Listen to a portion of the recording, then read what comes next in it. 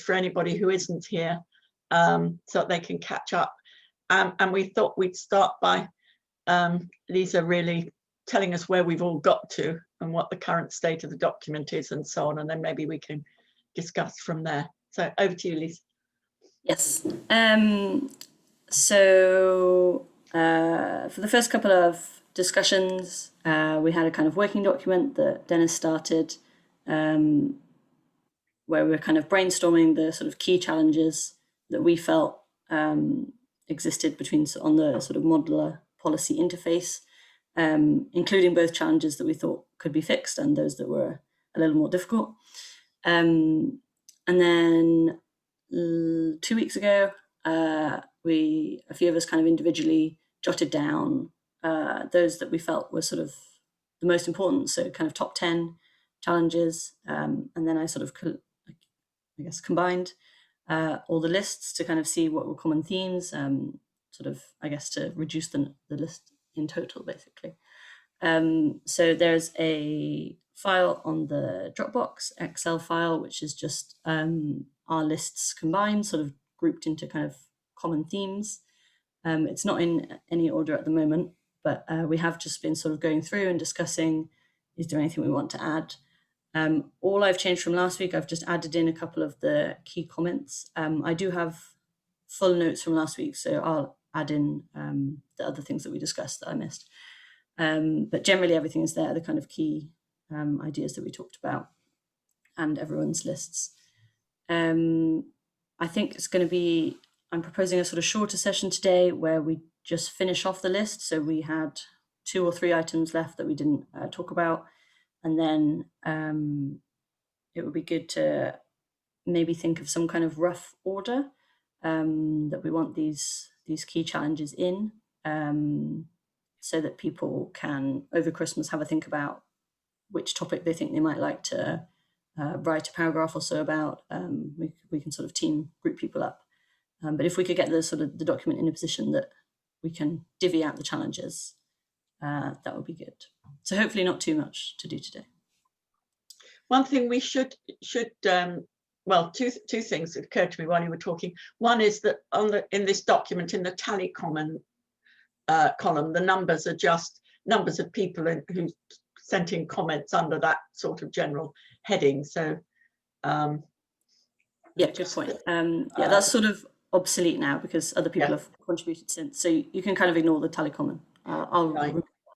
That's good. And the other thing I just want to check in now before we sort of people start disappearing is when we might next meet. Now clearly we're not meeting next week, and I can't think what sort of, we're probably not the following week either. That's between Christmas and New Year, isn't it?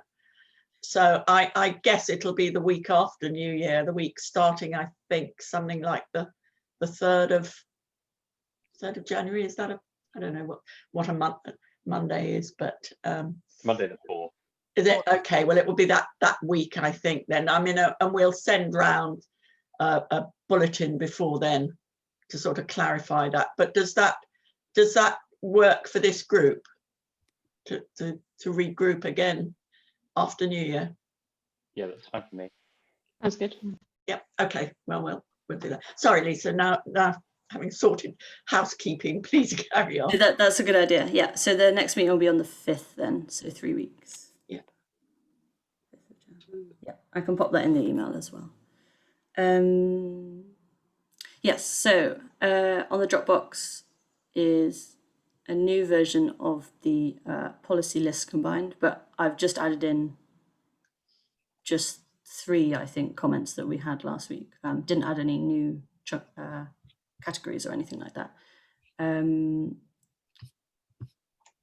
So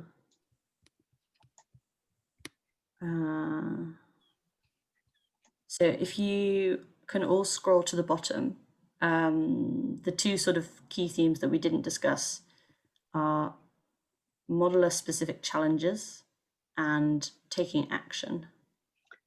Has everybody got this?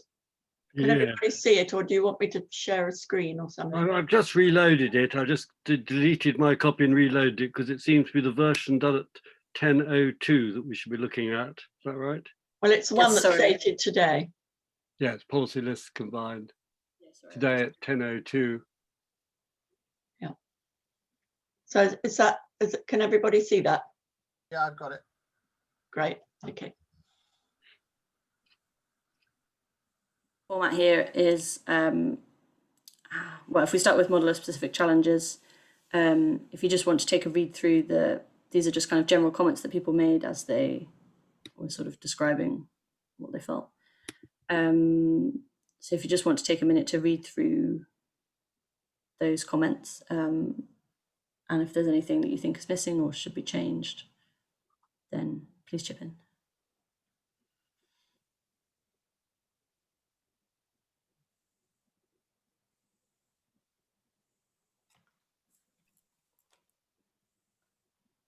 So I'm writing something on the ideas I talked about last week about inverse modeling, which I haven't finished, but I'll put it on the Dropbox.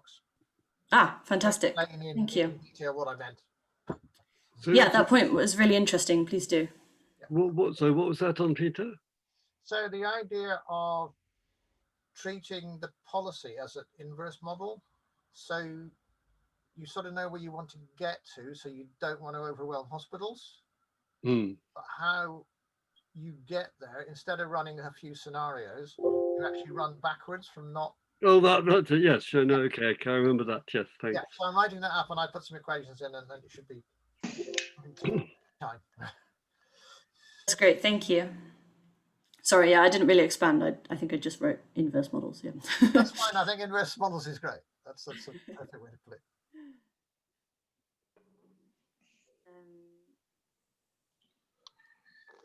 One person in one of their lists wrote ensemble modeling. Does anyone know what that might mean? Have you heard that term before? I've not heard it. Does that refer to what we do when we simply have several models running in parallel? Oh, okay. Well, usually when you run an ensemble, well, Peter will know better than I think, but in sort of hydrology, meteorology type things, it's running the same model with lots of slightly different initial conditions. Yeah. So I suppose effectively here, it would be tweaking the parameters a bit. Yeah, just to get a spread of what possible outcomes could come from uncertainty, or a spread of but it's normally within a model, isn't it? It's keeping the model fixed and then running slight variants. Yeah, and then you'd run ensembles of all the models, and then you use that to compare them, because some measure of the spread. And once you got the second order effects, you can start to weight models by how good they are. Is this, sorry, I've come in late. Is this the ensemble model, as in yes, combined? Yeah, there's a paper, there's a SPI-M paper, isn't there, of course, and how they put them all together, I think, the different groups. Yes, there's a paper by that Ronnie Bowman. Yeah, on how they did, but she didn't use the second order properties because she didn't trust them. Which I think is a point to make, that we do need to have good second order uncertainties before you can actually start combining models in a sensible way. Yeah, I think there's a lot more to do there. So that's a clear challenge for the future, isn't it, to point up.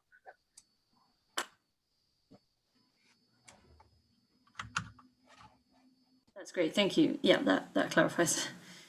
So Duncan, we're just looking at the last 2 points of the policy list. Thanks. So I've put a new version in the Dropbox, but I've only just added a few comments that we made last week. And we're looking at modeler specific challenges, so penultimate one.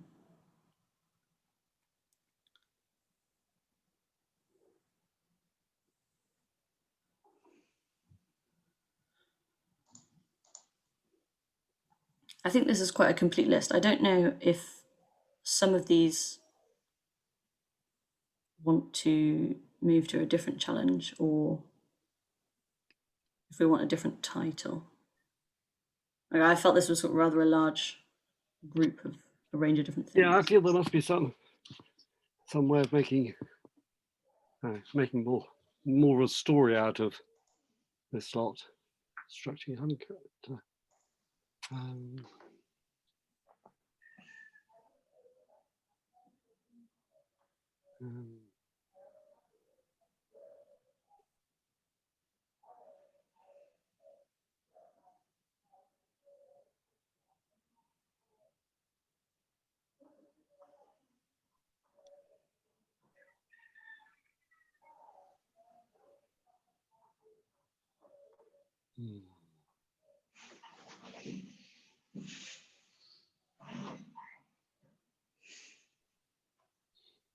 So quick question. So when you say model specific challenges, do you mean specifically challenges with the modeling itself?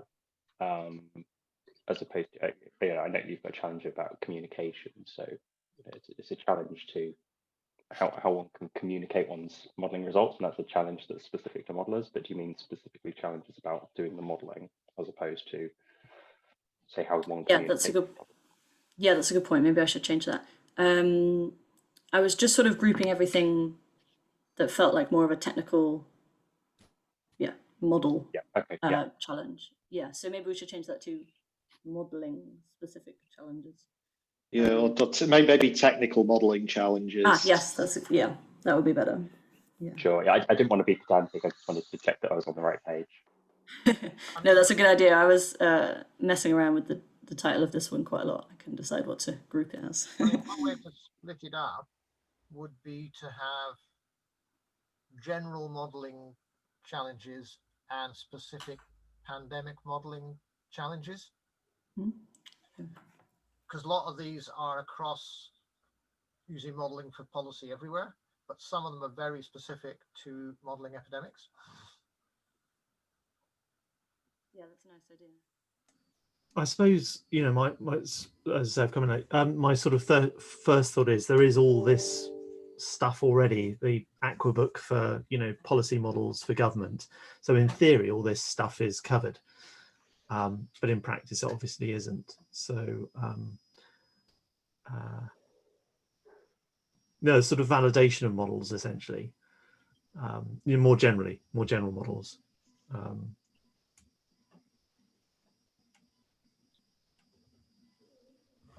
How much of this modeling specific challenges area is covered in the other specific challenge chapter paper about challenges of modeling?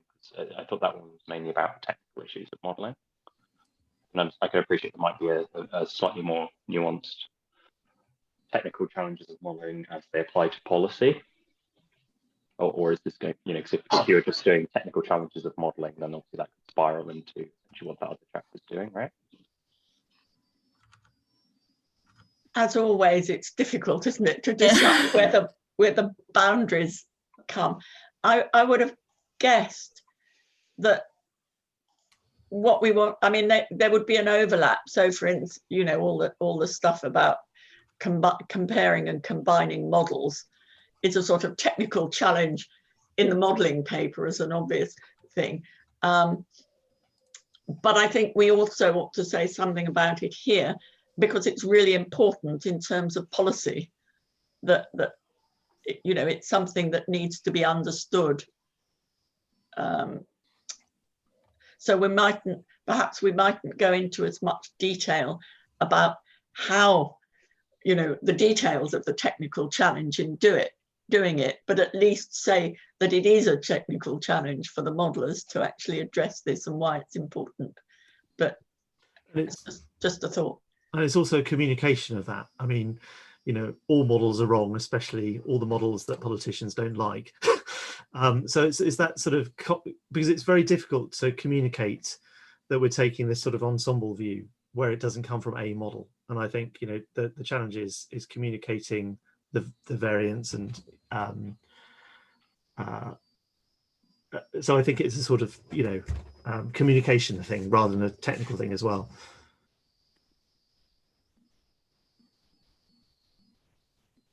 Yeah, and it can also take some time, right, to understand other people's models, so that you can explain the differences between yours and theirs. And so some of that is a collaborative process, but it also can be quite a lot of time for someone's not, it's easier to say, oh, it must be wrong, rather than actually take the time to like understand why it's different. And that's an important point to make here as well, that there is a technical challenge, but it's not always about finding the best way to combine things. It's sometimes just about increasing your understanding of other models. I don't want to go off too much of a tangent here, but is there something in here about transparency in terms of the communication? If one's thinking about ensemble models, like if you've got lots of different models that make various predictions, but we don't know how they came to those predictions, then it's very difficult to present how you came to your ensemble conclusion. Like that, I think there have been various points at which transparency has been difficult. If we go back to the Ferguson model, for example, of like the code not being available, like that was kind of an issue to start with. So I was just wondering if that's covered. Ben, sorry, could I say, I'm having difficulty understanding you because your sound's coming across to me as a bit distorted. Are other people finding that? Yes, I was just going to, I wasn't sure whether it was my system or. I wasn't sure it was mine, but I think. But I'm also was having trouble understanding what Ben was saying. It was breaking up a lot. Sure, I'll see if I can change my settings. In a sec. When you were right again now, but so it might have just been a transient thing. Yes, sorry, I was only saying about transparency, whether that was covered anywhere in terms of things. So I won't repeat myself in case other people heard.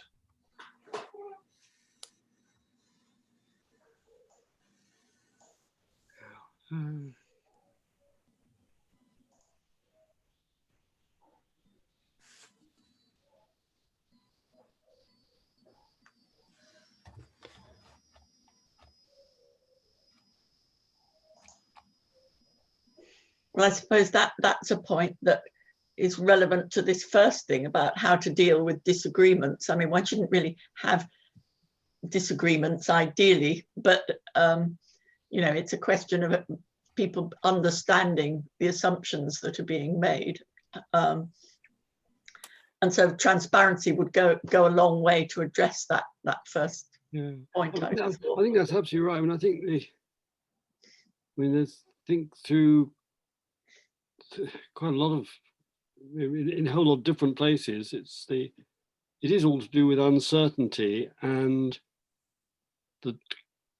the people being pulled in one direction to try and be open to the uncertainty and realize that maybe suppose you've got several models in the room and someone's got a not terribly well done model, but it suggests something quite different. The tendency is to say, well, it's not such a good model, we'll rule it out, rather than saying widening the uncertainty, or faced with, I mean, I was looking at the sort of ways, there's almost a closing down on the idea of there being asymptomatic transmission as being important. It took months before that got corrected. So there's always tendency to close down uncertainty rather than open it up. And the other reason, and particularly I think if you have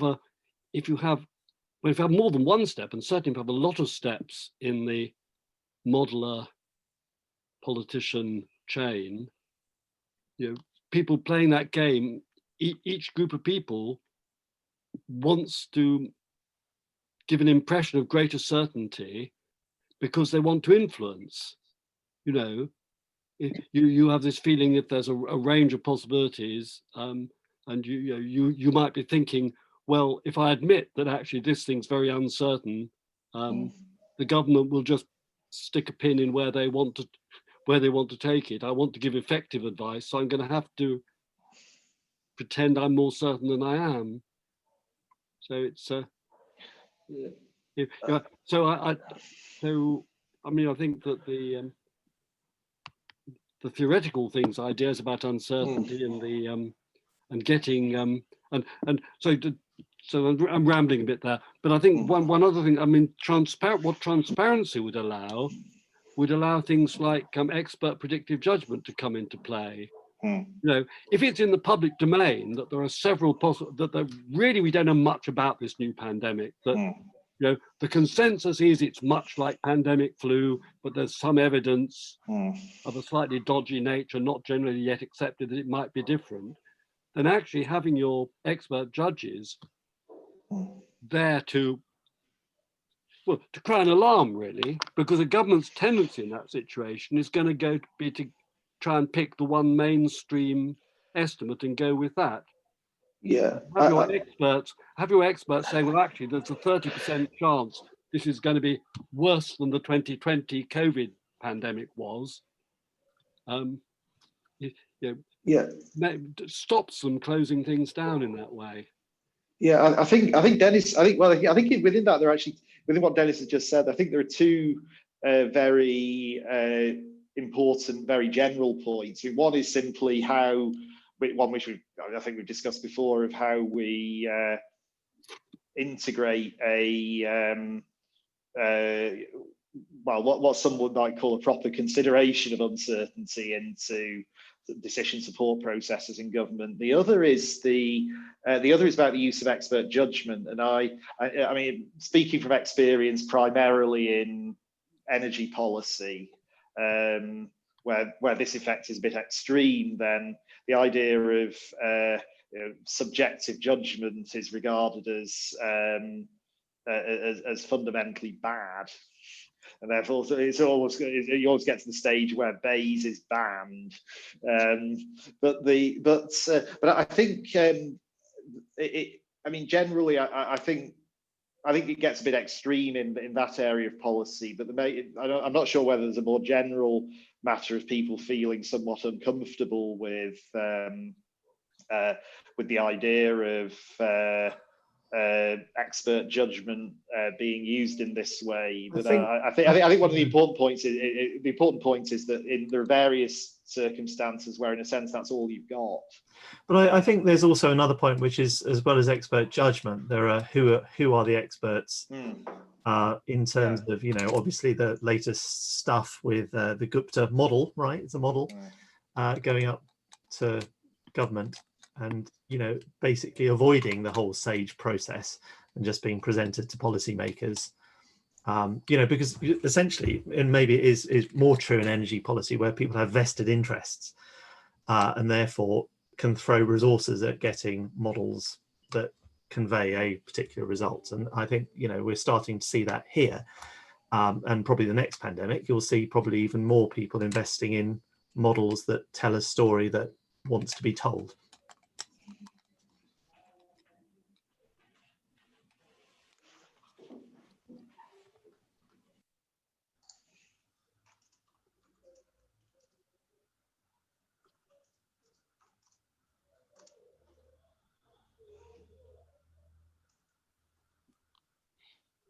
Does anybody know what the second point here is? Modelling techniques are predetermined. There's a reference which I haven't checked, so that might clarify it. But I don't know if it was. I don't think it was me, but I think, you know, in terms of what sort of techniques are used. I mean, I'll do agent-based modelling. Someone else will do system modelling. Someone else will do contact matrix modelling, because that's the way they do things, as opposed to thinking what's the best technique or the best combination of techniques for a model. so the idea would be that the challenge is to persuade people to sort of start from scratch rather than their standard model off the shelf. Well, yes. I suppose on one side you want the immediate policy recommendations, say we need to shut down schools. On the other side, you probably, and as I say, I thought that was the RAMP initiative, was essentially saying let's build a new model. So there's the fast and off the shelf, and there's the bespoke and taking longer, essentially.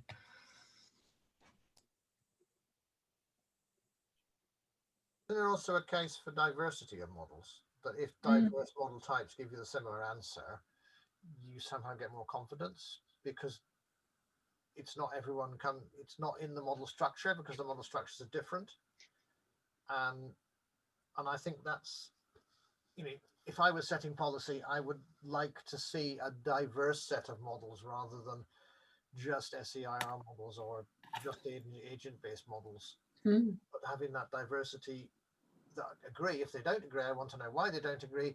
And if they do agree, I have some confidence that that's. Yeah, of course. The case study on that is obviously the PHE Cambridge model, you know, being different from the other models and therefore a source of, you know, all models are wrong.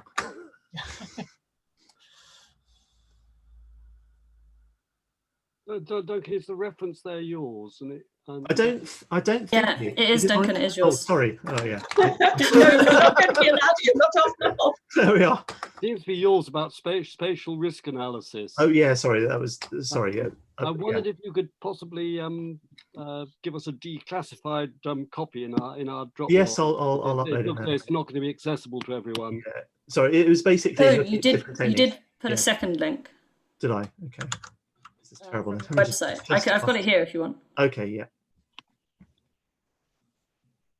I'm going to have to drop off now, but good Christmas, everyone, and I guess I'll see you in the new year. Yeah, thanks, Ben. Thanks, and I'm sure Lisa is sending us a bit of homework to keep us busy between now and beginning of January. Okay. Right, take care, everyone. Bye. Bye. I'm afraid I have to go too, but yeah, Merry Christmas, everyone, and I'll keep in touch by email. Thanks very much. Thanks. Bye. Bye.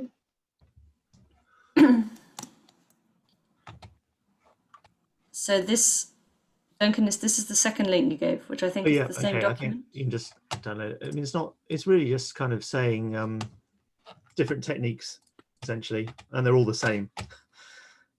So there's if you look on, I don't know, page 238, there are sort of different approaches you can take to sort of modeling, essentially. And yeah. So really, I mean, it's just paper I wrote before the epidemic. It was really looking at, SEIR models versus cellular grids versus Voronoi cells of, counties or whatever, versus network models versus geometric models versus agent-based models versus GIS models. And it's really kind of saying they may produce the same result actually, but it's a real sort of different technique you can use. And there's a flowchart on page 240, which is basically saying you can, use any of these techniques to get the same macro level epidemic, essentially. So it's just really kind of a summary of different techniques. Does it, sorry, I mean, it looks really interesting, but do you go into any ideas of when you should use which approach? Well, there's a flowchart on page 240. Yes, that's what I'm looking at the moment. Yes, so yeah. So yes, so that gives a bit of a hint. Yeah, and maybe but the point I'm making is actually these are all the same, all the same. So there are links between each one of those. So even though people may start with preconceived methodology, there are different ways of approaching the same problem, essentially. Yeah. Okay. Looks good. Yeah, this is really interesting. Thank you.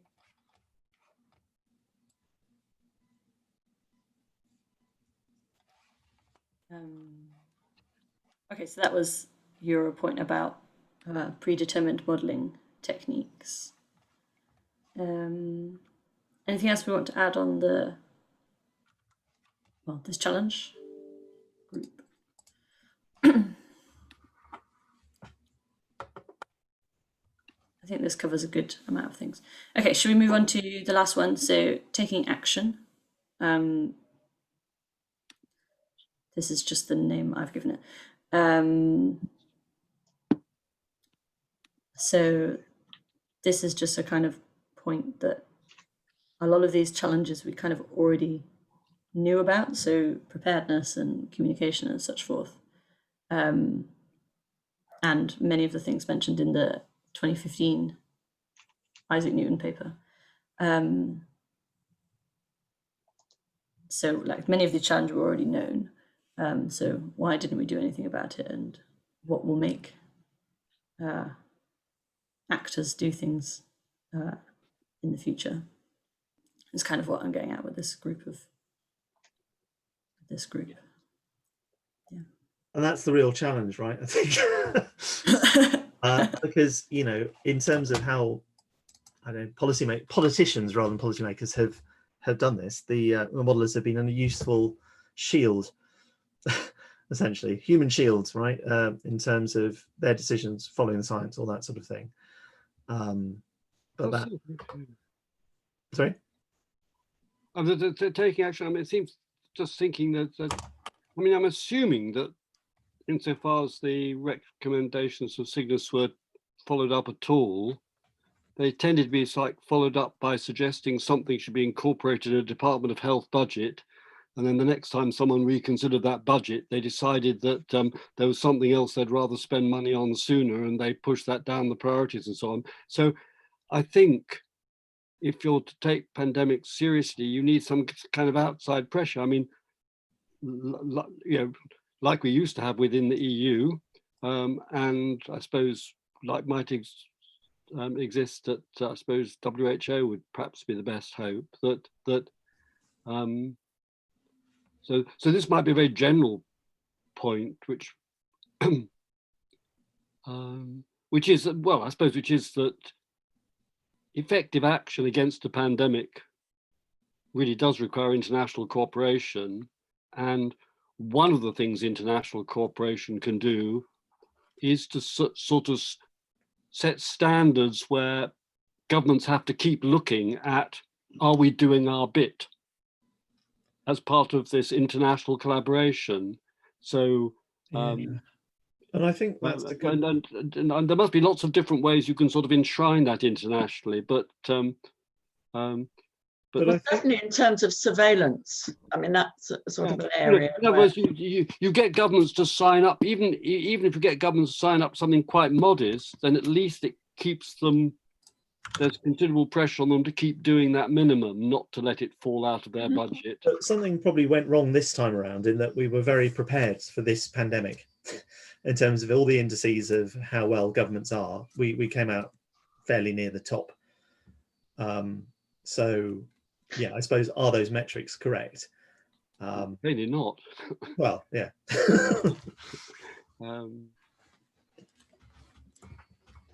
I mean, it'd be interesting actually to know whether our assessment of our degree of preparedness thought that we had a good contact tracing system,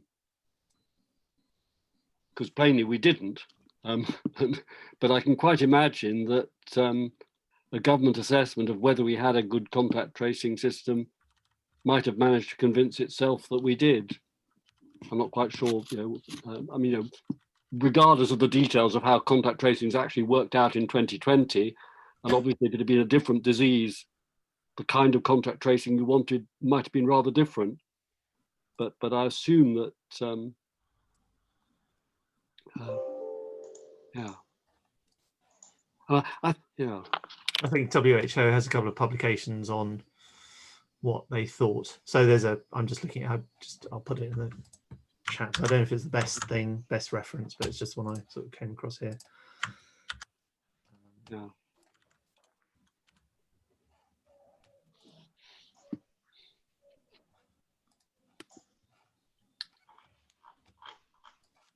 How often do they do exercises like that? I mean, if this is 2011, is this a regular thing, or? I don't know. That was just the one I just saw on the sort of the Google result, right? So, but it's a good point. But we do come out pretty green on the map, and there are lots of criteria there which set that. So I'm gonna. And I suppose this is the whole thing about maybe we were very well prepared for influenza pandemic, but not for a coronavirus pandemic.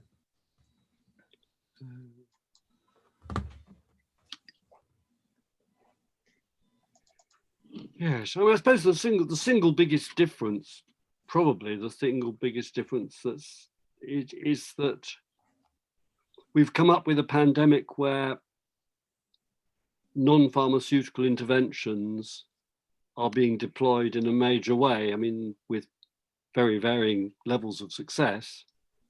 I'm guessing here a bit, but I'm guessing that the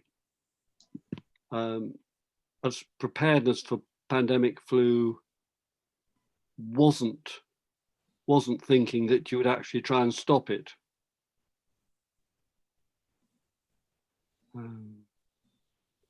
So the question for future pandemics would be: is this the only surprise that might be sprung on us in terms of ways we might react? You know, we've had various traditional ways of reacting to pandemics, depending on the kind of disease that's involved. We've been, as I say, caught by surprise a bit by one where it does seem worthwhile to try and actually stop the spread by non-pharmaceutical interventions, and there are all sorts of interesting questions to do with how successful that's been, where it's been successful, why it hasn't been as successful, so on. But are there actually different sort of dimensions to? Exactly. So the point is not really being very prepared for the next SARS outbreak when something even more different comes along. Yeah, it's trying to grope our way as close as one can get to the unknown unknowns.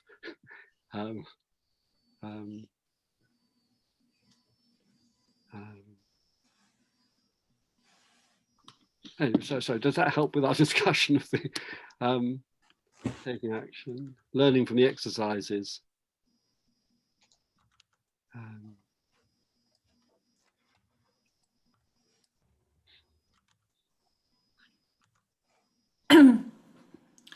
I guess it'd be interesting to know. Well, I guess we've already said that point. Yeah, how we actually act on preparedness for these.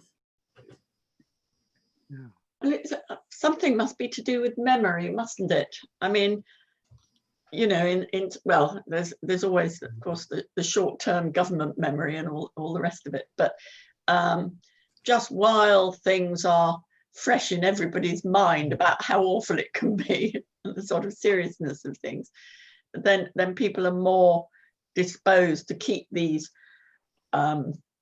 preparedness actions high up the agenda. But as it recedes, as Dennis was saying earlier, then you can imagine, you know, priorities change and it doesn't really seem as awful. I think basically you need a fairly scary experience at least every generation. Well, yeah. I mean, if you look at the way that a number of the things set to encourage international cooperation following the Second World War are beginning to, you know, have substantially weakened and in recent years. It is sort of, I think it is a within my lifetime sort of thing, isn't it? I mean, I think but I suppose, you know, the HIV was around, you know, almost exactly a generation ago. Or maybe more, actually. I suppose that's fine. More, it was the 80s. So. Yeah, exactly. But, and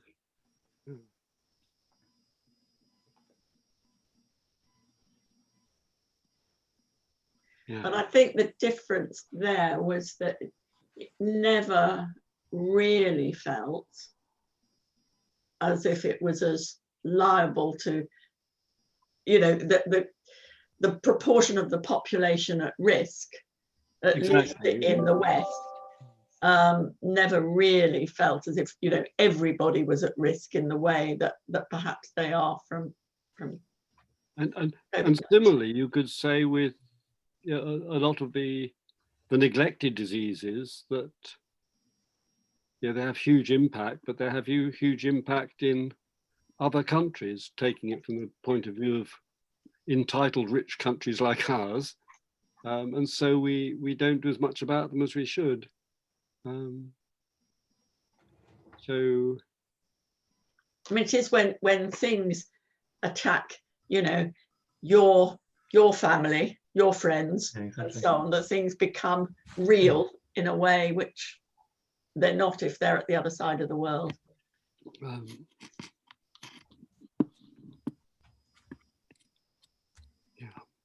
Well, I mean, you're never going to get around that. it's always going to be. And I don't know, a sort of minor point is sort of survivorship bias of the people who are making these decisions. So if everybody in the cabinet has had COVID, then they're probably likely to behave differently as if they hadn't. So yeah, the sort of well, yeah. I mean, I think we're lucky. biases. We're in that sense lucky. Boris Johnson caught it, because I don't think he's taken it terribly seriously, but I think he would have taken it even less seriously if he hadn't had the personal experience. Mr. Trump seems to have managed to be relatively refused to be affected by it. Going forward, Lisa, is it reasonable to suggest that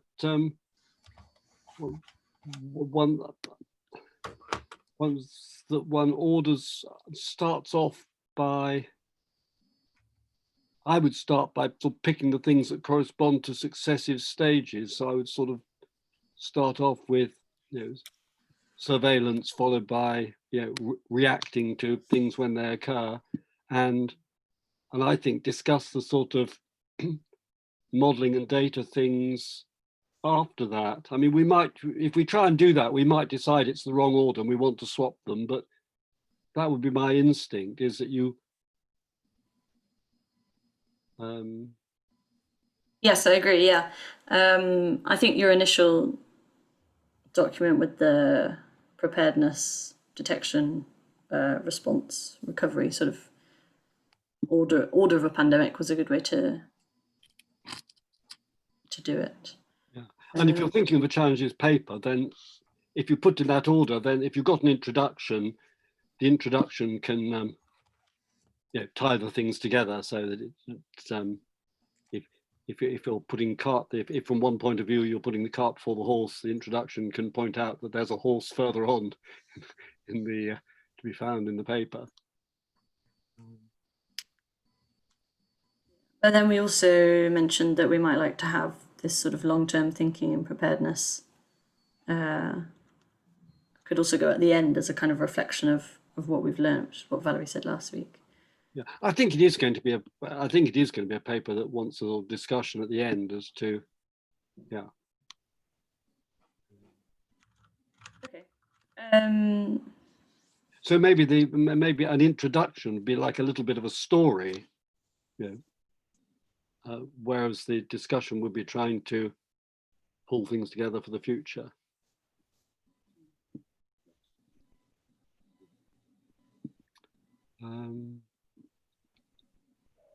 I think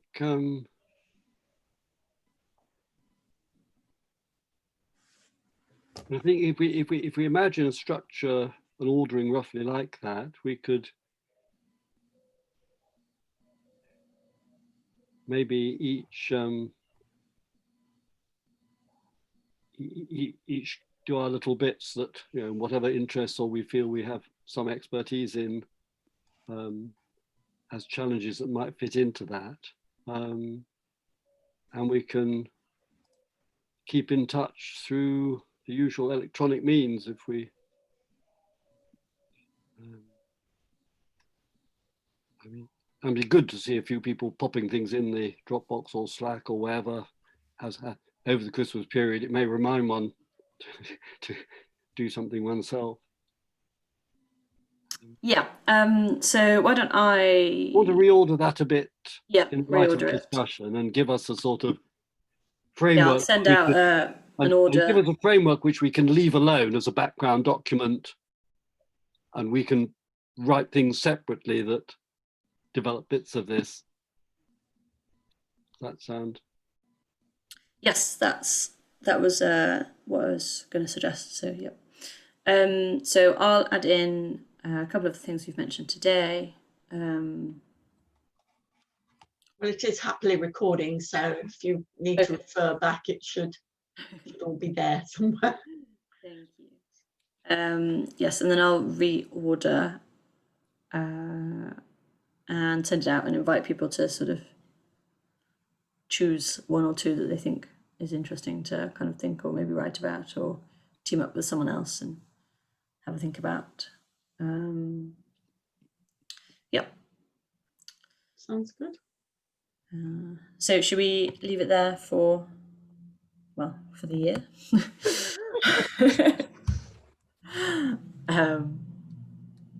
I think we're good, making good progress. I'll stop the recording now, shall I?